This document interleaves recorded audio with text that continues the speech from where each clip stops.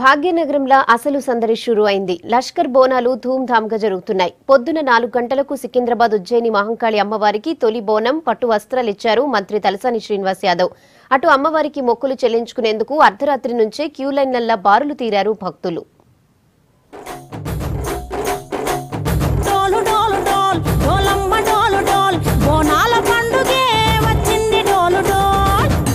లష్కర్ బోనాల సందడి మస్తుగా నడుస్తోంది. తెల్లవారుజామున 4 గంటలకు ఉజ్జయిని మహంకాళి అమ్మవారికి తొలి పూజలు చేశారు పూజారులు. రాష్ట్ర ప్రభుత్వం తరపున మంత్రి తలసాని శ్రీనివాస్ యాదవ్ దంపతులు అమ్మవారికి పట్టు వస్త్రాలు, తొలి బోనం సమర్పించారు.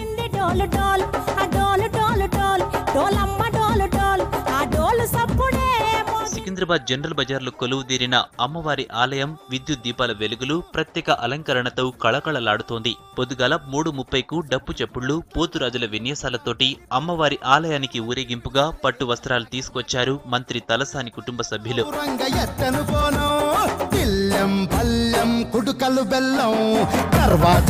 ఆలయం ముందు పూజారులు మంత్రికి ఘన స్వాగతం పలికారు.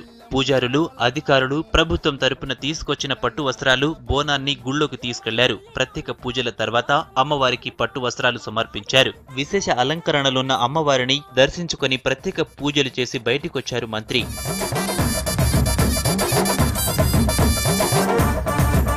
ఈ ఏడు వర్షాలు బాగా కురిసి పంటలు బాగా పండాలని అమ్మవారిని మొక్కుకున్నానని చెప్పారు మంత్రి తలసాని. జాతరకొచ్చే భక్తులకు ఎట్లాంటి ఇబ్బందులు లేకుండా ఏర్పాట్లు చేశామన్నారు. రేపు రాత్రి దాకా గుళ్ళో ప్రత్యేక పూజలు జరుగుతాయని చెప్పారు మంత్రి.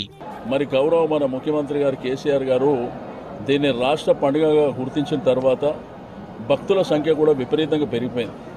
మరి గోల్కొండలో ప్రారంభమైనటువంటి బోనాలు మరి ఈరోజు సికింద్రాబాద్ ఉజ్జయిని మహంకాళి దేవస్థానం ఆధ్వర్యంలో మరి బ్రహ్మాండంగా జరుగుతున్నటువంటిది కూడా మనం చూస్తున్నాం. ఈరోజు గొప్పగా ఉన్నటువంటి మన రాష్ట్రంలో ఆషాఢ మాసం ముందు నుంచే వర్షాలు మనకు బ్రహ్మాండంగా రావడం కాబట్టి తప్పకుండా రైతులు కానివ్వండి, ప్రజలు కానివ్వండి, ఎవరైతే ఈ యొక్క దేవాలయంలో మొక్కులు తీర్చుకుంటారో తప్పకుండా వారందరికీ ఆ దైవ సంకల్పం వల్ల మంచి జరుగుతుందని చెప్పి నేను ఈ సందర్భంగా తెలియజేస్తూ 2 రోజుల పాటు జరిగే ఉత్సవాలకు 20 లక్షల మంది భక్తులు వస్తారని అంచనా వేస్తున్నారు అధికారులు.